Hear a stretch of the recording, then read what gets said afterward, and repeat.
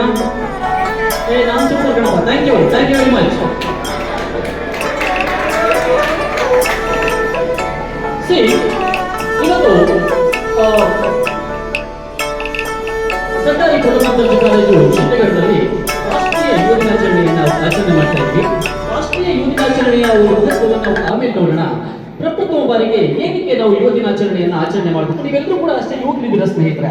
ನಾನೇನು ಹೇಳ್ತೀನಿ ಅಂತ ಹೇಳಿದ್ರೆ, ಪ್ರತಿಯೊಬ್ಬರಲ್ಲಿ ಅದ್ಭುತವಾಗಿರ್ತಕ್ಕಂಥ ಶಕ್ತಿ ಇರುತ್ತೆ. ಆ ಶಕ್ತಿಯನ್ನ ಯಾರು ಸದುಪಯೋಗ ಮಾಡ್ಕೊಂತಾರೆ ಅವ್ರನ್ನ ನಾವೇನು ಕರಿತೀವಿ ಅಂದ್ರೆ ಸಾಧಕರು ಅಂತ ಕರಿತೀವಿ.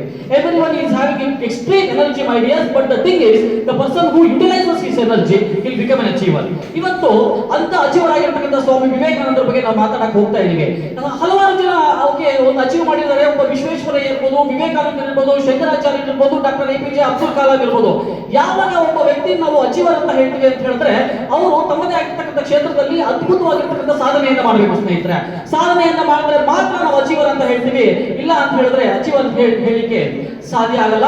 ಇವತ್ತು ಅಂತಹ ಒಬ್ಬ ಅದ್ಭುತವಾಗಿರ್ತಕ್ಕಂಥ ಒಬ್ಬ ಅಚೀವರ್ನ ನಿಮ್ಗೆಲ್ಲ ಕೂಡ ನಿಮ್ಗೆ ಆಲ್ರೆಡಿ ಪರಿಚಯ ಇದೆ. ವಿವೇಕಾನಂದರ ಅಂದ್ರೆ ಯಾರು ಅಂತ ಹೇಳಿದ್ರೆ ಇಡೀ ಭಾರತ ಒಂದು ಭೂಪಟ ನಿಮ್ಮ ಕಣ್ಣ ಮುಂದೆ ನಿಲ್ಲುತ್ತೆ. ಇವತ್ತು ಅಂತಹ ಮಹಾನ್ ವ್ಯಕ್ತಿಯ ಕುರಿತು ಒಂದು ಚಿಕ್ಕದಾಗಿ ಚೊಕ್ಕದಾಗಿ ನಿಮ್ಗೆ ಯಾವಾಗ ಹೆಡ್ಡಾಗಿ ಆಗುತ್ತೋ ಕೈ ರೈಸ್ ಮಾಡ್ಬಿಡಿ. ಅಲ್ಲಿ stop my speech at that. Understood? Thank you. ಈಗ ನಾವು ಹೇಳ್ತಾ ಇದ್ವಿ, ಸ್ವಾಮಿ ವಿವೇಕಾನಂದರ ಒಂದು ಲೈಫ್ ಸ್ಟೈಲ್ ಏನಿದೆ, ಲೈಫ್ ಸ್ಟೈಲ್ ನ 3 ಭಾಗವಾಗಿ ಡಿವೈಡ್ ಮಾಡ್ತೀವಿ. ಒಂದು ಪಾರಿಪ್ರಾಜಿಕ ಅಂತ ಹೇಳ್ತೀವಿ. ಪಾರಿಪ್ರಾಜಿಕ ಅಂತ ಹೇಳಿದ್ರೆ ಅವರ ಹುಟ್ಟಿದ ನಂತರ ಹುಟ್ಟು ಮತ್ತೆ ಅವರು ಸನ್ಯಾಸತ್ವ ಸ್ವೀಕಾರ. ಎರಡನೇದೇನಪ್ಪ ಅಂತ ಹೇಳಿದ್ರೆ ಸ್ವಾಮಿ ವಿವೇಕಾನಂದರು ವಿದೇಶಕ್ಕೆ ಹೋಗಿದ್ದು, ಮತ್ತೆ ಮೂರನೇದು ಸ್ವಾಮಿ ವಿವೇಕಾನಂದರು ವಿದೇಶಕ್ಕೆ ಹೋಗಿ ಬಂದ ನಂತರ ಭಾರತದಲ್ಲಿ ಅವರು ಕೈಗೊಂಡಿರ್ತಕ್ಕಂಥ ವಿವಿಧ ಉದ್ದೇಶಗಳು. ಈಗ ಫಸ್ಟ್ ಅವರ ಒಂದು ಬಾಲ್ಯ ಹೇಗಿದೆ ಅಂತ ನಾವು ನೋಡೋಣ. ಸ್ವಾಮಿ ವಿವೇಕಾನಂದರು ನಿಮಗೆಲ್ಲ ಕೂಡ ಗೊತ್ತಿರೋ ಹಾಗೆ 1863 ಜನವರಿ 12ನೇ ತಾರೀಕರಂದು ನಮ್ಮ ಇದೇ ಪಶ್ಚಿಮ ಬಂಗಾಳದ ಕೋಲ್ಕತ್ತಾದಲ್ಲಿ ಜನಿಸಿದ್ರು. ಅವರ ತಂದೆ ವಿಶ್ವನಾಥ ದತ್ತರು ಹಾಗೂ ತಾಯಿ Bhuvaneshwari Devi. Thank you for helping. Yes. ನಂತರ ಅವರ ಒಂದು ಎಜುಕೇಶನ್ ಎಲ್ಲ ಕೂಡ ಅಷ್ಟೇ ಅದೇ ಕೋಲ್ಕತ್ತಾ ನಡೆಯುತ್ತೆ. ನೆಕ್ಸ್ಟ್ 1881ರಿಂದ ಅವರ ಒಂದು ಲೈಫ್ ಸ್ಟೈಲು, ಒಂದು ಜೀವನ ಯಾವ ರೀತಿ ಒಂದು ಭಾರತದ ಇತಿಹಾಸ ಮತ್ತು ಭಾರತದ ಇತಿಹಾಸ ಪುಟದಲ್ಲಿ ಶಾಶ್ವತ ಸ್ಥಾನವನ್ನ ಯಾವ ರೀತಿ ಒಂದು ಪಡ್ಕೊಂಡು ಅಂತ 1881ರಿಂದ ಶುರುವಾಗುತ್ತೆ. ಅವರು 1881ರಲ್ಲಿ ಇದೇ ಬ್ರಿಟಿಷ್ ಆಡಳಿತ ಇರುತ್ತೆ. ಅವಾಗ ನಮ್ಮಿಂದ ಸ್ವತಂತ್ರ ಬಂದಿರಲ್ಲ. ಸ್ಕಾಟಿಷ್ ಚರ್ಚ್ ನಲ್ಲಿ ವಿದ್ಯಾಭ್ಯಾಸವನ್ನು ಮಾಡ್ತಾ ಇರ್ತಾರೆ. ಸೊ ತತ್ವಜ್ಞಾನವನ್ನ ಅಧ್ಯಯನ ಮಾಡ್ತಾ ಇರ್ತಾರೆ. ಆ ತತ್ವಜ್ಞಾನದಲ್ಲಿ ಒಂದು ವಿಷಯ ಬರುತ್ತೆ. ಯಾವ್ದಪ್ಪ ಅಂತ ಹೇಳಿದ್ರೆ ದ ಎಕ್ಸ್ಕರ್ಷನ್ ಅಂತ ಒಂದು ಇದು ಬರುತ್ತೆ. ಇಂಗ್ಲಿಷ್ ದ ಎಕ್ಸ್ಕರ್ಷನ್ ಅಂತ ಬರುತ್ತೆ. ಅವರ ಲೆಕ್ಚರರ್, ಅವರ ಅಸಿಸ್ಟೆಂಟ್ ಪ್ರೊಫೆಸರ್ ಯಾರಾಗಿರ್ತಾರೆ ಅಂತ ಹೇಳಿದ್ರೆ ವಿಲಿಯಂ ಹೇಸ್ಟಿ ಅವರು ಆಗಿರ್ತಾರೆ. ಅಲ್ಲಿ ಏನಾಗುತ್ತೆ ಅಂತ ಹೇಳಿದ್ರೆ ಸಮಾಧಿ ಸ್ಥಿತಿ ಅಂತ ಒಂದು ಕಾನ್ಸೆಪ್ಟ್ ಬರುತ್ತೆ. ಸಮಾಧಿ ಸ್ಥಿತಿ ಅಂತ ಹೇಳಿದ್ರೆ ಇಷ್ಟೇನೆ, ಒಬ್ಬ ವ್ಯಕ್ತಿ ಅಮ್ಮ ಸೈಲೆಂಟ್ ಆಗಿರ್ಬೋದು, ಇಂಟ್ರೆಸ್ಟ್ ಇದ್ರೆ ಎದ್ದು.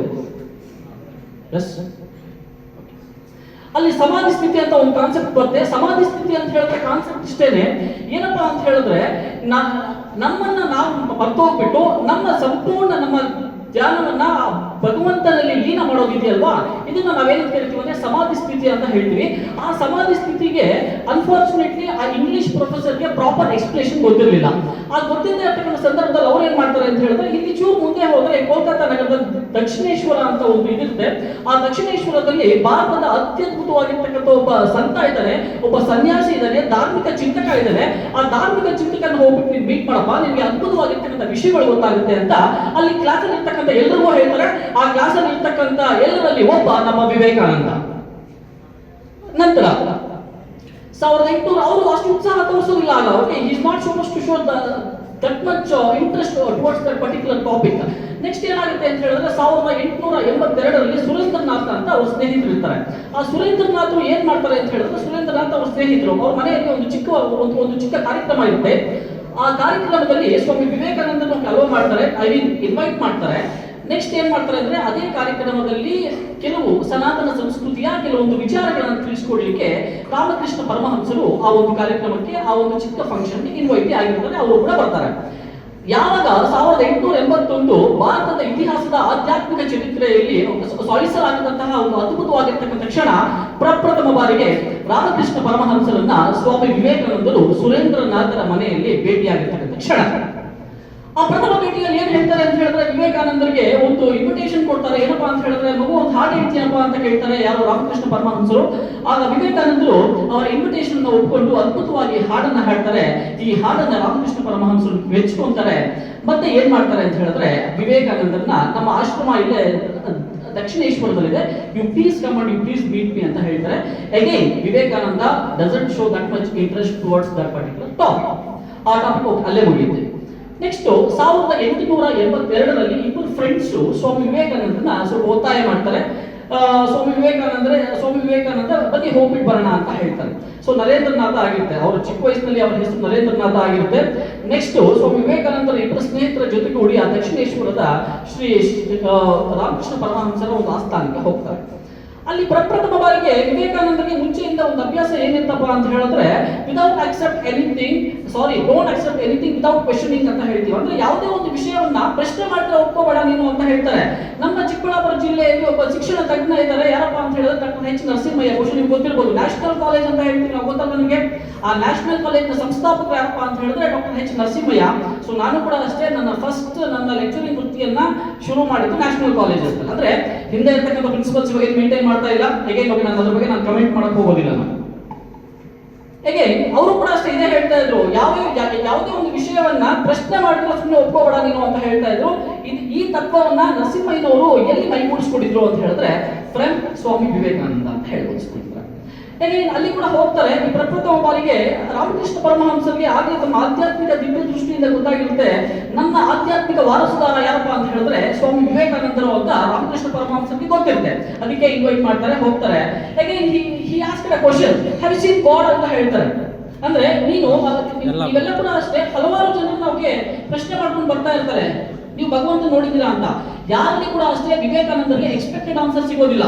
ಎಲ್ಲರೂ ಕೂಡ ಅಷ್ಟೇ ಅಲ್ಲಿದೆ, ಇಲ್ಲಿದೆ, ಆ ರೂಪದಲ್ಲಿದೆ, ಈ ರೂಪದಲ್ಲಿದೆ ಅಂತ ಹೇಳ್ತಾ ಇರ್ತಾರೆ. ಅಗೇನ್ ಸೇಮ್ ಕ್ವಶನ್ ಈ ರಿಪೀಟೆಡ್ ಟು ಸ್ವಾಮಿ ರಾಮಕೃಷ್ಣ ಪರಮಹಂಸ, ನೀವು ದೇವರು ನೋಡಿದ್ದೀರಾ ಅಂತ ಹೇಳ್ತಾರೆ. Ramakrishna Paramahamsa without hesitating a single minute, ಒಂದು ನಿಮಿಷ ಕೂಡ ಅಷ್ಟೇ ವ್ಯಕ್ತ ಮಾಡಿದ್ರೆ ಹೇಳ್ತಾರೆ, ಹೌದು ನಾನು ನೋಡಿದ್ದೀನಿ. ನಿನ್ನ ಜೊತೆ ನಾನು ಯಾವ ರೀತಿ ಮಾತಾಡ್ತಾ ಇದ್ದೀನೋ ಅದೇ ರೀತಿ ನಾನು ಪ್ರತಿದಿನ ಕೂಡ ಅಷ್ಟೇ ದೇವ್ರ ಜೊತೆ ಮಾತಾಡ್ತೀನಿ ಅಂತ ಹೇಳ್ತಾರೆ. ಅಗೇನ್ ಸ್ವಾಮಿ ವಿವೇಕಾನಂದ ಸುಮ್ಮನೆ ಇರಲಿಲ್ಲ. Again he asked raised one more question, right, ಹಾಗಾದ್ರೆ ಅಂತಹ ಭಗವಂತನ ಒಂದು ಸ್ವರೂಪವನ್ನು ನನಗೂ ನೀವು ಅನುಭವ ಮಾಡಿಕೊಡ್ತೀರಾ ಅಂತ ಕೇಳ್ತಾರೆ. ಆಗ ಹೇಳ್ತಾರೆ, ಎಸ್ ನಾನು ಅನುಭವ ಮಾಡಿಕೊಡ್ತೀನಿ, ನಾನು ಮಾಡ್ಕೊಡ್ತಕ್ಕಂಥ ಅನುಭವವನ್ನ ನಿಂತು ವ್ಯಕ್ತಿ ಶಕ್ತಿ ನಿನ್ಗಿದ್ಯಾ ಅಂತ ಹೇಳ್ತಾರೆ. ಆಗ ಎಸ್ ಅಂತ ಹೇಳ್ತಾರೆ. ಆಗ ರಾಮಕೃಷ್ಣ ಪರಮಹಂಸ ಅವರ ಕಾಲಿರ್ತಲ್ವಾ, ಆ ಕಾಲನ್ನು ತೆಗೆದು ವಿವೇಕಾನಂದರ ಹೃದಯದ ಮೇಲೆ ಇಡ್ತಾರೆ. ಆ ಕ್ಷಣ ಇಡೀ ಆಧ್ಯಾತ್ಮಿಕ ಲೋಕದ ಸಮಸ್ತ ಒಂದು ಅನುಭವ ಸ್ವಾಮಿ ವಿವೇಕಾನಂದರಿಗೆ ಆಗುತ್ತೆ. ಅದು ವಿವೇಕಾನಂದರ ಜೀವನದ ಅತ್ಯದ್ಭುತವಾಗಿರ್ತಕ್ಕಂಥ ಆಧ್ಯಾತ್ಮಿಕ ತಿರುವು ಅಂತ ಹೇಳ್ಬೋದು ಸ್ನೇಹಿತರೆ. ನಂತರ ಈ ಒಂದು ಘಟನೆಯಲ್ಲಿ ಕೂಡ ಅಷ್ಟೇ ಅಷ್ಟೊಂದು ಇಂಪ್ರೆಸ್ ಆಗೋದಿಲ್ಲ, ಆಗ್ತಾರೆ ಆದ್ರೆ ಅಷ್ಟೊಂದು ಇಂಪ್ರೆಸ್ ಆಗೋದಿಲ್ಲ. ಅದಾದ ನಂತರ ಮನೆಯಲ್ಲಿ ನಮ್ಮ ತಂದೆ ತಾಯಿ ಕಾಯ್ತಾ ಇದ್ದಾರೆ ಅಂತ ಹೇಳ್ಬಿಟ್ಟು ವಿವೇಕಾನಂದರು ಹೌಸ್ 1884 ಏನಾಗುತ್ತೆ ಅಂತ ಹೇಳಿದ್ರೆ, ಅನ್ಫಾರ್ಚುನೇಟ್ಲಿ ವಿಶ್ವನಾಥ ದತ್ತರು ಈ ಲೋಕವನ್ನ ಬಿಟ್ಟು ಹೋಗ್ತಾರೆ. ನಂತರ ಈ ಮನೆಯ ಸಂಪೂರ್ಣ ಜವಾಬ್ದಾರಿ ವಿಶ್ವನಾಥ ದತ್ತ ದಂಪತಿಗಳಿಗೆ ಸುಮಾರು 10 ಜನ ಮಕ್ಕಳಿರ್ತಾರೆ. 10 ಜನ ಮಕ್ಕಳಲ್ಲಿ 6ನೇ ಸಂತತಿ ಸ್ವಾಮಿ ವಿವೇಕಾನಂದರು. ನಂತರ ಏನಾಗುತ್ತೆ ಅಂತ ಹೇಳಿದ್ರೆ, ಆ ಮನೆಯ ಸಂಪೂರ್ಣ ಜವಾಬ್ದಾರಿ, ಆರ್ಥಿಕ ಸ್ಥಿತಿ ಅಷ್ಟೊಂದು ಉತ್ತಮವಾಗಿರಲ್ಲ. ಒಬ್ಬ ಮನೆಯನ್ನು ಯಾರು ಮೇಂಟೈನ್ ಮಾಡ್ತಾ ಇರ್ತಾರೋ ಅವ್ರನ್ನ ಬಿಟ್ಟು ಹೋದ ತಕ್ಷಣ ಆರ್ಥಿಕ ಸ್ಥಿತಿ ಅಷ್ಟೊಂದು ಉತ್ತಮವಾಗಿರಲ್ಲ. ನೆಕ್ಸ್ಟ್ ಏನ್ ಮಾಡ್ತಾರೆ ಅಂತ ಹೇಳಿದ್ರೆ, ಅವರು ಎಲ್ಲನೋ ಒಂದು ಚಿಕ್ಕದಾಗಿರ್ತಕ್ಕಂಥ ಜಾಬ್ ಹುಡುಕ್ಬೇಕು ಅಂತ he used to search for a job. Unfortunately he didn't succeed in that. ಯಾಕಂತ ಹೇಳಿದ್ರೆ ಆಲ್ಮೋಸ್ಟ್ ಅವರ ಉದ್ದೇಶ ಇಟ್ಕೊಂಡು ಆ ಭಗವಂತನ ಒಂದು ಸ್ವರೂಪ ವಿವೇಕಾನಂದ ಅಂತ ಹೇಳ್ತೀವಿ ನಾವು, ಅವ್ರ ಉದ್ದೇಶ ಮತ್ತೊಂದು ಇಟ್ಕೊಂಡು ಬಂದವಾಗ ಈ ಉದ್ದೇಶಕ್ಕೆ ಅವ್ರಿಗೆ ಸ್ಯಾಟಿಸ್ಫೈ ಆಗೋದಿಲ್ಲ, ಅವ್ರಿಗೆ ಅನ್ಫಾರ್ಚುನೇಟ್ಲಿ ಜಾಬ್ ಸಿಗೋದಿಲ್ಲ.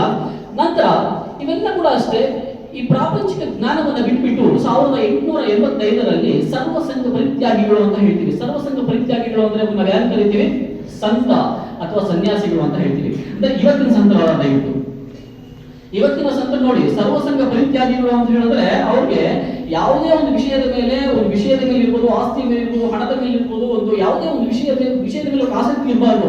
ಇವತ್ತು ನಾವು ನೋಡ್ತಾ ಇರ್ತೀವಿ ಯಾವ ಸಂತರಿಗೆ ಎಷ್ಟೆಷ್ಟು ಆಸ್ತಿ ಇದೆ, ಎಷ್ಟು ಸ್ಕೂಲ್ಸ್ ಇದೆ, ಎಷ್ಟು ಕಾಲೇಜ್ ಇದೆ, ಎಷ್ಟು ಇದಿದೆ ಅಂತ.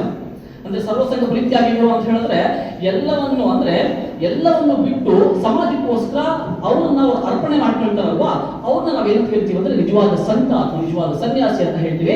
ಅಂತಹ ಸನ್ಯಾಸತ್ವದ ಒಂದು ಲೋಕಕ್ಕೆ 1885ರಲ್ಲಿ ಸ್ವಾಮಿಗಳು ಒಂದು ಪಾದಾರ್ಪಣೆ ಮಾಡ್ತಾರೆ. ನಂತರ ಅವರು ಪಾದಾರ್ಪಣೆ ಮಾಡಿಬಿಟ್ಟು ತಮ್ಮ ಆಧ್ಯಾತ್ಮಿಕ ಗುರುಗಳಾಗಿ ಶ್ರೀ ರಾಮಕೃಷ್ಣ ಪರಮಹಂಸರನ್ನು ಸ್ವೀಕರಿಸ್ತಾರೆ. ನಂತರ ಅವ್ರಿಗೆ ಏನಾಗುತ್ತೆ ಅಂತ ಹೇಳಿದ್ರೆ 1885 ಆಗುತ್ತೆ. ನೆಕ್ಸ್ಟ್ ಅವ್ರ ಆಧ್ಯಾತ್ಮಿಕ ಗುರುಗಳಾಗಿ ಸ್ವೀಕರಿಸಿದ ನಂತರ ಕೂಡ ಅಷ್ಟೇ ರಾಮಕೃಷ್ಣ ಪರಮಹಂಸರನ್ನ ಅವರು ಪ್ರಶ್ನೆ ಮಾಡೋದು ಬಿಡೋದಿಲ್ಲ. ಒಂದ್ಸತಿ ಏನ್ ಹೇಳ್ತಾರೆ ಅಂತ ಹೇಳಿದ್ರೆ, ರಾಮಕೃಷ್ಣ ಪರಮಹಂಸರು ಮುಂಚೆಯಿಂದ ಕೂಡ ಅಷ್ಟೇ ಅವರು ಸುಮಾರು ಬುಕ್ಗಳಲ್ಲಿ ಕೂಡ ಮೆನ್ಷನ್ ಆಗಿದೆ, ಹಣವನ್ನ ಅವರು ವಿಷ ಅಂತ ಹೇಳ್ತಾ ಇದ್ರು. ಹಣವನ್ನ ವಿಷ ಅಂತ ಹೇಳ್ತಾ ಇದ್ರು.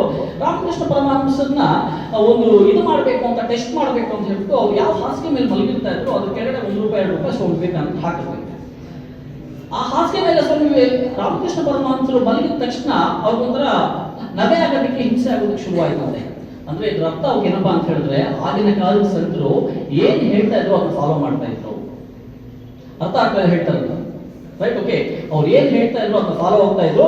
ಹಂಗೆ ಫಾಲೋ ಆಗ್ತಾ ಇರ್ತಕ್ಕಂಥ ಮಹಾನುಭಾವರಲ್ಲಿ ಸ್ವಾಮಿ ರಾಮಕೃಷ್ಣ ಪರಮಹಂಸರು ಒಬ್ಬರು. ನಂತರ ಇದೆ ದಿನಗಳು ಕಳೆಯುತ್ತಂತೆ. ಇನ್ನೇನು ರಾಮಕೃಷ್ಣ ಪರಮಹಂಸರು ಈ ಭೂಮಿಯನ್ನು ಬಿಟ್ಟು ಹೋಗುವಂತಹ ಕಾಲ ತುಂಬಾ ಸನಿಹ ಆಗುತ್ತಂತೆ. ಆ ಸನಿಹವಾಗ್ತಾ ಇರ್ತಕ್ಕಂಥ ಕಾಲದಲ್ಲಿ ಆಗಸ್ಟ್ 1886 ಆಗಸ್ಟ್ 12 ಮತ್ತೆ 13ನೇ ತಾರೀಕು 14ನೇ ತಾರೀಕು ತಮ್ಮ ಎಲ್ಲ ಶಿಷ್ಯ ವೃಂದವನ್ನು ಕರೀತಾರಂತೆ. ಎಲ್ಲ ಶಿಷ್ಯ ವೃಂದವನ್ನು ಕರೆದು ಬಿಟ್ಟು ಆ ಶಿಷ್ಯ ವೃಂದಕ್ಕೆ ನಾಯಕರಾಗಿ ನಮ್ಮ ಸ್ವಾಮಿ ವಿವೇಕಾನಂದರನ್ನ ಆಯ್ಕೆ ಮಾಡ್ತಾರೆ. ಆಯ್ಕೆ ಮಾಡಿ ಅವರೆಲ್ಲರಿಗೂ ಕೂಡ ಅಷ್ಟೇ ಹೇಳೋದಿಷ್ಟೇನೆ, ಅವರು ಏನಪ್ಪಾ ಅಂತ ಹೇಳಿದ್ರೆ, ನೀವು ಏನು ಯಾವುದೇ ಫಲಾಪೇಕ್ಷೆ ಇಲ್ದಿರಾ ನಿಮ್ಮ ಕೆಲಸವನ್ನ ಸಮಾಜಕ್ಕೋಸ್ಕರ ಮೀಸಲಿಡಬೇಕು ಅಂತ ಹೇಳ್ತಾರಂತೆ. ಆಗ ಅವರೆಲ್ಲರೂ ಕೂಡ ಅಷ್ಟೇ ಬಿಲೀವ್ ಮಾಡಿರ್ತಕ್ಕಂಥ ಒಂದು ಸಂಸ್ಕೃತಿ ಯಾವಪ್ಪ ಅಂದ್ರೆ ಅದ್ವೈತ ಸಿದ್ಧಾಂತ. ಅದ್ವೈತ ಸಿದ್ಧಾಂತದ ಬಗ್ಗೆ ಕೇಳಿರ್ತೀರಾ ಅನ್ಸ್ತಲ್ಲ ನೀವು? ಯಾರು ಅದ್ವೈತ ಸಿದ್ಧಾಂತ ಬಗ್ಗೆ ಯಾರು ಪ್ರತಿಪಾದಿಸಿದ್ರು? ಆದಿಶಂಕರಾಚಾರ್ಯರ ಅದ್ವೈತ ಸಿದ್ಧಾಂತದಿಂದ ಶ್ರೀ ರಾಮಕೃಷ್ಣ ಮಠ ಇವತ್ತು ಕೂಡ ಅಷ್ಟೇ ತಮ್ಮ ಪ್ರಭಾವವನ್ನು ಉಳಿಸ್ಕೊಂಡಿದೆ. ಅಲ್ಲಿ ಒಂದು ಹೇಳ್ತಾರೆ, ಏನಪ್ಪಾ ಅಂತ ಹೇಳಿದ್ರೆ, ಕಾಯೇನ ವಾಚ ಮನಸ್ಸೇಂದ್ರಿಯೇನವ ಬುದ್ಧ್ಯಾತ್ಮನಾವ ಪ್ರಕೃತಿ ಸ್ವಭಾವ ಕರೋಮಿ ಯದ್ಯತ್ ಸಕಲಂ ಪರಸ್ಮೈ ನಾರಾಯಣ ಇತಿ ಸಮರ್ಪಯಾಮಿ ಅಂತ ಹೇಳ್ತೀವಿ. ಇವತ್ತು ನಾವು ಹೇಳ್ತೀವಿ ನಾರಾಯಣ ಅಂತ ಹೇಳ್ತೀವಿ, ಅಲ್ಲ ಅಂತ ಹೇಳ್ತೀವಿ, ಜೀಸಸ್ ಅಂತ ಹೇಳ್ತೀವಿ, ನಥಿಂಗ್ ಎಲ್ಸ್. ನಮ್ದೆಲ್ಲ ಕೂಡ ಅಷ್ಟೇ ಒಳ್ಳೆ ಕೆಲಸ ಮಾಡಿದ್ರೆ ಅಥವಾ ನಾವು ಒಳ್ಳೆಯವರಾಗಿದ್ರೆ ನಾವು ಅಟ್ ಲಾಸ್ಟ್ ಕೆಲಸ ಇರ್ತೀವಿ ಅಂತ ಹೇಳಿದ್ರೆ, it might be Allah, it might be Narayana, or it might be Jesus. ಅರ್ಥ ಆಗ್ತದೆ ಹೇಳ್ತಾರೆ, ರೈಟ್? ಮಾಡುವಂತಹ ಕೆಲಸವನ್ನ ನಿಯತ್ತಾಗಿ ಮಾಡಬೇಕು ಅಂತ ಇದಕ್ಕೆ ಹೇಳೋದು ನಾವು. ಅರ್ಥ ಆಗ್ತಾ ಇದೆಯಾ? ನಾವು ನಿಯತ್ತಾಗಿ ಮಾಡಿದ್ರೆ ಆಟೋಮೆಟಿಕ್ ಆಗಿ ರಿಸಲ್ಟ್ಸ್ ಕೂಡ ನಿಯತ್ತಾಗಿ ಬರುತ್ತೆ. ಮಾಡುವಂತ ಕೆಲಸದಲ್ಲಿ ಶ್ರದ್ಧೆ ಇಲ್ದಿರಾ ಅಸಡ್ಡೆಯಿಂದ ಮಾಡಿದ್ರೆ results obviously it's go like anything. ಬಹುಶಃ ಇದು ನಿಮ್ಗೂ ಕೂಡ ಅಷ್ಟೇ ಅನುಭವ ಬಂದಿರಬೇಕು. ಇದ್ರದ್ದೆಲ್ಲ ಕೂಡ ಅಷ್ಟೇ ಮೂಲ ತತ್ವ ಯಾವಪ್ಪ ಅಂತ ಹೇಳಿದ್ರೆ ಅದ್ವೈತ ಸಿದ್ಧಾಂತದ್ದು. ಕಾಯೇನ ವಾಚ ಅಂತ ಹೇಳಿದ್ರೆ ಯಾವುದೇ ಒಂದು ಕೆಲಸವನ್ನ ನಮ್ಮ ಮನಸ್ಫೂರ್ತಿಯಾಗಿ ಮಾಡಿ, ಮನಸ್ಸೇಂದ್ರಿಯೇನವ ಸರ್ವ ಇಂದ್ರಿಯಗಳನ್ನ ಆ ಕೆಲಸದಲ್ಲಿ ಕೇಂದ್ರೀಕರಿಸಿ ಮಾಡಿ, ನಿಮ್ಮ ಸಕಲ ಫಲಗಳು ಸಹ ಆ ನಾರಾಯಣನಿಗೆ ಸಮರ್ಪಣೆ ಆಗುತ್ತೆ ಅಂತ ಈ ಒಂದು ವಾಕ್ಯದ ಅರ್ಥ ಸ್ನೇಹಿತರೆ. ನೆಕ್ಸ್ಟ್ 1886 ಆಗಸ್ಟ್ 14ನೇ ತಾರೀಕು ಶ್ರೀ ರಾಮಕೃಷ್ಣರು ಇಹಲೋಕವನ್ನು ತ್ಯಜಿಸ್ತಾರೆ, ಅಂದ್ರೆ ನಮ್ಮನ್ನ ಬಿಟ್ಟು ಹೋಗ್ತಾರೆ. ನಂತರ ಏನಾಗುತ್ತೆ ಅಂತ ಹೇಳಿದ್ರೆ, ರಾಮಕೃಷ್ಣ ಮಠದ ಸಂಪೂರ್ಣ ಜವಾಬ್ದಾರಿ ಸ್ವಾಮಿ ವಿವೇಕಾನಂದರ ಒಂದು ಹೆಗಲೇ ಇರುತ್ತೆ. ಸ್ವಾಮಿ ವಿವೇಕಾನಂದರು ಆರ್ಥಿಕವಾಗಿ ಆ ಮಠ ಇವತ್ತಿದ್ದಷ್ಟು ಸಬಲವಾಗಿರೋದಿಲ್ಲ. ಅದಕ್ಕೆ ಏನ್ ಮಾಡ್ತಾರೆ ಅಂತ ಹೇಳಿದ್ರೆ, ಆ ದಕ್ಷಿಣೇಶ್ವರದಲ್ಲಿ ಆರ್ಥಿಕವಾಗಿ ಸಬಲವಾಗಿಲ್ಲದೆ ಇರೋದ್ರಿಂದ ಆ ಪಕ್ಕದ ಬಾರಾನಗರ ಅಂತ ಇರುತ್ತೆ, ಆ ಬಾರಾನಗರಕ್ಕೆ ತಮ್ಮ ಮಠವನ್ನು ಶಿಫ್ಟ್ ಮಾಡ್ತಾರೆ. ಅಲ್ಲಿ ಇಷ್ಟೇ ಕಾನ್ಸೆಪ್ಟ್ ಇರುತ್ತೆ, ಏನಪ್ಪಾ ಅಂತ ಹೇಳಿದ್ರೆ ಮಾರ್ನಿಂಗ್ ಇಂದ ಈವ್ನಿಂಗ್ ವರೆಗೂ ಪ್ರತಿದಿನ ಕೂಡ ಅಷ್ಟೇ ಯೋಗ ಮತ್ತೆ ಯೋಗದಲ್ಲೇ ಸ್ವಲ್ಪ ತಲ್ಲೀನವಾಗಿರ್ತಾರೆ. ಮಾರ್ನಿಂಗ್ 3 ಗಂಟೆಗೆ ಹೇಳ್ತಾ ಇದ್ರಂತೆ, ಅದು ನಾನು ಅವಾಗ ಹೇಳ್ತಾ ಇದ್ದೆ ಸಮಾಧಿ ಸ್ಥಿತಿ ಅಂತ ಹೇಳ್ತಾ ಇದ್ದೆ. 3 ಗಂಟೆಗೆ ಎದ್ದೇಳ್ಬಿಟ್ಟು ರಾತ್ರಿ 12 ಗಂಟೆ ಆದ್ರೂ ಕೂಡ ಅಷ್ಟೇ ಸ್ವಾಮಿಗಳು ಸಮಾಧಿ ಸ್ಥಿತಿಯಲ್ಲಿ ಇರ್ತಾ ಇದ್ದಂತೆ. ಅಂದ್ರೆ ಅಷ್ಟು ಅದ್ಭುತವಾಗಿ ತನ್ನ ಕೆಲಸವನ್ನು ನಿರ್ವಹಿಸಿಕೊಂಡು ಹೋಗ್ತಾ ಇದ್ದಂತೆ ಸ್ವಾಮಿಗಳು. ಯಾಕೆ ನಾವು ಸ್ವಾಮಿ ವಿವೇಕಾನಂದ ಯಾಕಪ್ಪ ಆದರ್ಶವಾಗಿ ತಗೋಬೇಕು ಅಂತ ಹೇಳಿದ್ರೆ, ಇವೆಲ್ಲವೂ ಕೂಡ ಅಷ್ಟೇ ರೀಸನ್ಸ್ ಇದೆಯಲ್ವಾ. ಅವ್ರ ಕೆಲಸವನ್ನ ಅವ್ರು ಅಷ್ಟೇ ಕಾನ್ಸಂಟ್ರೇಟ್ ಆಗಿ ಮಾಡ್ತಾ ಇದ್ರಲ್ವಾ, ನಾವು ನಮ್ಮ ಕೆಲಸವನ್ನು ಎಷ್ಟು ಕಾನ್ಸಂಟ್ರೇಟ್ ಆಗಿ ಮಾಡ್ತಾ ಇದ್ದೀವಿ? ಯಾಕೆ ಪ್ರಪಂಚ ಮೆಚ್ಚುವಂತಹ ಒಬ್ಬ ಅದ್ಭುತ ಸನ್ಯಾಸಿ ಆದ ಅಂತ ಹೇಳಿದ್ರೆ, ಅವರು ತನ್ನ ಕೆಲಸವನ್ನ ಅಷ್ಟು ಕಾನ್ಸಂಟ್ರೇಷನ್ ಮಾಡೋದ್ರಿಂದ. ಯದ್ಭಾವಂ ತದ್ಭವತಿ ಅಂತ ಹೇಳ್ತೀವಿ ಭಗವದ್ಗೀತೆಯಲ್ಲಿ. ಅಂದ್ರೆ ನಾನು ಹೇಗಿದ್ದೀನೋ ನನ್ನ ಔಟ್ಲುಕ್ ಹಂಗಿರುತ್ತೆ ಅಂತ ಅರ್ಥ. ನಾನು ಒಳಗಡೆ ಒಳ್ಳೆ ಇದ್ರೆ ನನ್ನ ಔಟ್ಲುಕ್ ಚೆನ್ನಾಗಿರುತ್ತೆ, ನಾನು ಒಳ್ಳೆ ಅಲ್ಲದೆ ಇದ್ರೆ outlook happily it's go in negative way ಅಂತ ಹೇಳ್ಬೋದು ಸ್ನೇಹಿತರೆ. ಇದಾಗುತ್ತೆ. ಅಗೇನ್ 1888ರಲ್ಲಿ ಅವ್ರು ಏನ್ ಮಾಡ್ತಾರೆ ಅಂತ ಹೇಳಿದ್ರೆ ಇಡೀ ಹಿಂದೂಸ್ತಾನವನ್ನ ಒಂದು ಸುತ್ತ ಹಾಕ್ಬೇಕು ಅಂತ ಡಿಸೈಡ್ ಆಗ್ತಾರಂತೆ. ಇಡೀ 1888ರಲ್ಲಿ ಇವತ್ತಿನ ವಾರಣಾಸಿಯಿಂದ ಇಡೀ ಹಿಂದೂಸ್ತಾನದ ಸುತ್ತು ಶುರು ಮಾಡ್ತಾರೆ. ಇಡೀ ಹಿಂದೂಸ್ತಾನವನ್ನು ಸುತ್ತಿದವಾಗ ಅವ್ರಿಗೆ ಕಂಡಂತಹ ಸಮಸ್ಯೆಗಳು, ಕೆಲವೊಂದು ಸಮಸ್ಯೆಗಳು ಕಾಣುತ್ತಂತೆ. ಏನಪ್ಪಾ ಅಂತ ಹೇಳಿದ್ರೆ ಇಲ್ಲಿ ಎಸ್ಪೆಷಲಿ ನಮ್ಮ ಇಂಡಿಯಾದಲ್ಲಿ ಶ್ರೀಮಂತ ಮತ್ತೆ ಬಡವ ಅಂತಕ್ಕಂಥ ಒಂದು ಡಿಫ್ರೆನ್ಸಸ್ ಇದೆ. ಎಲ್ಲರಲ್ಲಿ ಸಮಾನತೆ ಇಲ್ಲ. ಶ್ರೀಮಂತರ ಹತ್ರ ಹೆಚ್ಚು ಹಣ ಇದೆ, ಆಬ್ವಿಯಸ್ಲಿ ಬಡವರ ಹತ್ರ ಇರೋದಿಲ್ಲ. ಇವನ್ನೆಲ್ಲವೂ ಕೂಡ ಅಷ್ಟೇ ಸರಿದೂಗಿಸ್ಬೇಕಾದ್ರೆ ಏನ್ ಮಾಡ್ಬೇಕು ಅಂತ ಹೇಳಿದ್ರೆ ನಮ್ಮತನದ ಸನಾತನ ಸಂಸ್ಕೃತಿ ಅಂತ ನಾವೇನಂತ ಹೇಳ್ತೀವಿ, ಸನಾತನ ಸಂಸ್ಕೃತಿಯನ್ನ ಪ್ರತಿಯೊಬ್ಬ ಇಂಡಿವಿಜುವಲ್ಗೂ ಕೂಡ ಅಷ್ಟೇ ಹಂಚಬೇಕಾಗಿರ್ತಕ್ಕಂಥ ಜವಾಬ್ದಾರಿ ಇದೆ ಅಂತ ಅವ್ರು ಭಾವಿಸ್ತಾರೆ. ಹೇಗೆ ಇನ್ನು ನೆಕ್ಸ್ಟ್ ಇನ್ನು 3 ರಿಂದ 4 ವರ್ಷ ಆ ಕೆಲಸದಲ್ಲಿ ಅವರು ಸುನಿರತರಾಗ್ತಾರೆ. ನೆಕ್ಸ್ಟ್ ಮತ್ತೆ ಅವರು ನೆಕ್ಸ್ಟ್ ಏನ್ ಹೇಳ್ತಾರೆ ಅಂತ ಹೇಳಿದ್ರೆ 1893 ಏನು 1893ರಲ್ಲಿ ಏನು ವಿಶೇಷ? 1893 ಅಮೆರಿಕದಲ್ಲಿ ಚಿಕಾಗೋದಲ್ಲಿ ವಿಶ್ವ ಧರ್ಮ ಸಮ್ಮೇಳನ ಆಗುತ್ತೆ. ವಿಶ್ವ ಧರ್ಮ ಸಮ್ಮೇಳನಕ್ಕೋಸ್ಕರ ಅವರು ಮೇ 2ನೇ ತಾರೀಕು 1893ರಲ್ಲಿ ಭಾರತದಿಂದ ಪ್ರಯಾಣ ಬೆಳೆಸ್ತಾರೆ. ಅನ್ಫಾರ್ಚುನೇಟ್ಲಿ ಏನಾಗುತ್ತೆ ಅಂತ ಹೇಳಿದ್ರೆ ಆ ಸಮ್ಮೇಳನ ಇವ್ರಿಗೆ ಐಡಿಯಾ ಇದ್ರೆ, ಇವ್ರಿಗೆ ಗೊತ್ತಿದ್ರೆ ಇನ್ನು 3 ತಿಂಗಳು ಮುಂದಕ್ಕೆ ಹೋಗಿರುತ್ತೆ. ಆ 3 ತಿಂಗಳಲ್ಲಿ ಒಬ್ಬ ಹೆಣ್ಣು ಮಕ್ಕಳು ಇವ್ರಿಗೆ ಆಶ್ರಯ ನೀಡ್ತಾರೆ. ಅಲ್ಲಿ ಒಬ್ಬ ಪ್ರೊಫೆಸರ್ನ, ಹಾರ್ವರ್ಡ್ ಯೂನಿವರ್ಸಿಟಿ ಒಬ್ಬ ಪ್ರೊಫೆಸರ್ನ ಭೇಟಿ ಆಗ್ತಾರೆ. ಆ ಭೇಟಿಯಾದ ನಂತರ ಅಲ್ಲಿ ಅಂದ್ರೆ ಅಮೆರಿಕದಲ್ಲಿರ್ತಕ್ಕಂಥ ಒಂದು ವಿಷಯಗಳೇನಿರುತ್ತೆ, ಸಾಂಸ್ಕೃತಿಕ ವಿಚಾರಗಳೇನಿರುತ್ತೆ, ಆರ್ಥಿಕ ವಿಚಾರಗಳೇನಿರುತ್ತೆ, ನಮ್ಮ ಭಾರತ ಅಮೆರಿಕದಿಂದ ಯಾಕೆ ಕೆಲವೊಂದು ಕ್ಷೇತ್ರಗಳಲ್ಲಿ ಹಿಂದಿದೆ, ಇದೆಲ್ಲವೂ ಕೂಡ ಅಷ್ಟೇ ಅಧ್ಯಯನ ಮಾಡ್ಲಿಕ್ಕೆ ಶುರು ಮಾಡ್ತಾರಂತೆ. ಈ 3 ರಿಂದ 4 ತಿಂಗಳು ಅದೇ ಕೆಲಸ ಮಾಡ್ಬಿಟ್ಟು ನೆಕ್ಸ್ಟ್ 1893 ಸೆಪ್ಟೆಂಬರ್ 11ನೇ ತಾರೀಕು ವಿಶ್ವ ಧರ್ಮ ಸಮ್ಮೇಳನ ಆಗುತ್ತೆ. ವಿಶ್ವ ಧರ್ಮ ಸಮ್ಮೇಳನ ಬಹುಶಃ ನಮ್ಗೆ ಗೊತ್ತಿರುತ್ತೆ ಸ್ನೇಹಿತರೆ. ವಿಶ್ವ ಧರ್ಮ ಸಮ್ಮೇಳನದಲ್ಲಿ ಏನಾಗುತ್ತೆ ಅಂತ ಹೇಳಿದ್ರೆ ಎಲ್ಲ ಅಂದ್ರೆ ಬೇರೆ ಬೇರೆ ದೇಶದಿಂದ ಬಂದಿರ್ತಕ್ಕಂಥ ಎಲ್ಲ ಪಾದ್ರಿಗಳು ಫಸ್ಟ್ ಮುಗಿಸ್ಕೊಂಡು ಹೋಗ್ತಾ ಇರ್ತಾರಂತೆ. ವಿವೇಕಾನಂದರಿಗೆ ಅವಕಾಶ ಲಾಸ್ಟ್ ಸಿಗುತ್ತೆ. ಅವ್ರ ಫಸ್ಟ್ ಸೆಂಟೆನ್ಸ್ ಏನಿರ್ಬೋದು, my brothers and sisters of America ಅಂತ ಹೇಳ್ತಾರಂತೆ. ಸುಮಾರು 7,000 ಜನ ಅಲ್ಲಿ ನೆರೆದಿರ್ತಾರಂತೆ. 7,000 ಜನ ನೆರೆದಿರ್ತಾರಂತೆ. 7,000 ಜನ ಸತತವಾಗಿ 2 ನಿಮಿಷ ಒಂದು ಸೆಕೆಂಡ್ ಕೂಡ ಬಿಟ್ಟಿರಾ ಸತತವಾಗಿ ಚಪ್ಪಾಳೆ ಹೊಡಿತಾರಂತೆ. ಅಂತ ಅದ್ಭುತವಾಗಿರ್ತಕ್ಕಂಥ ಒಂದು ಇದು ಸಿಗುತ್ತೆ. ನಮ್ಮ ಟೆಕ್ಸ್ಟ್ ಬುಕ್ಸ್ ಅಲ್ಲಿ ಏನಾಗಿರುತ್ತೆ ಅಂತ ಹೇಳಿದ್ರೆ ಇನ್ಯಾರೋ ಹೆಚ್ಚು ವೈಭವೀಕರಣ ಕೆಲವು ಮಾಡಿದ್ದಾರೆ. ಆಕ್ಚುಲಿ ವೈಭವೀಕರಣ ಮಾಡಬೇಕಾಗಿರೋದು ವಿವೇಕಾನಂದರ್ ಅಂತವ್ರನ್ನ, ಭಗತ್ ಸಿಂಗ್ ಅಂತವ್ರನ್ನ. ಅನ್ನೆಸೆಸರಿ ವೈಭವೀಕರಣಗಳು ನಡೆದಿದೆ. ಇವೆಲ್ಲ ಕೂಡ ಅಷ್ಟು ಅನಾವಶ್ಯಕ ಅಂತ ಕಾಣಿಸಿದೆ ಸ್ನೇಹಿತರೆ. Next my brothers and sisters of America ಅಂತ ಹೇಳ್ತಾರೆ. ಅದಾದ್ಮೇಲೆ ನೆಕ್ಸ್ಟ್ ಏನ್ ಹೇಳಿದ್ರು ಅಂತ ಯಾವ್ದು ಟೆಕ್ಸ್ಟ್ ಬುಕ್ಸ್ ಅಲ್ಲಿ ಕ್ಲಿಯರ್ ಎಕ್ಸ್ಪ್ಲನೇಷನ್ಸ್ ಇಲ್ಲ. ಅವ್ರು ಇಷ್ಟೇ ಹೇಳೋದು, ಹಿಂದೂ ಆಗಿರ್ಲಿ, ಮುಸ್ಲಿಂ ಆಗಿರಿ, ಕ್ರಿಶ್ಚಿಯನ್ ಆಗಿರಿ, ನಿಮ್ಮ ಧರ್ಮ ಏನು ತತ್ವಗಳು ಹೇಳುತ್ತೋ ಅದನ್ನ ಚಾಚು ತೊಂದರೆ ಪಾಲಿಸ್ರಿ. ನೀವು ಪಾಲಿಸಿದ್ರೆ ಉತ್ತಮ ಹಿಂದೂ ಆಗ್ತೀಯಾ, ಉತ್ತಮ ಮುಸ್ಲಿಂ ಆಗ್ತೀಯಾ, ಉತ್ತಮ ಕ್ರಿಶ್ಚಿಯನ್ ಆಗ್ತೀಯಾ ಅಂತ ಹೇಳ್ತಾರೆ. ಇಷ್ಟು ಹೇಳ್ಬಿಟ್ಟು ಇನ್ನು ನೆಕ್ಸ್ಟ್ 4 ಇಯರ್ಸ್ ಅವರು ವಿದೇಶದಲ್ಲಿ ಈಚ್ ಅಂಡ್ ಎವ್ರಿ ಅಂದ್ರೆ ಬೇರೆ ಬೇರೆ ರಾಜ್ಯಗಳಿಗೆ, ಬೇರೆ ಬೇರೆ ದೇಶಗಳಿಗೆಲ್ಲ ಕೂಡ ಹೋಗ್ತಾ ಇರ್ತಾರಂತೆ. ದೇಶಗಳಿಗೆಲ್ಲ ಹೋದ ತಕ್ಷಣ ಆಗಲೇ ಸರ್ ಹೇಳ್ದಂಗೆ ಒಂದು ಸೊಸೈಟಿಯನ್ನ ಶುರು ಮಾಡ್ತಾರೆ. ಸೊಸೈಟಿ ಹೆಸರು ಏನದು?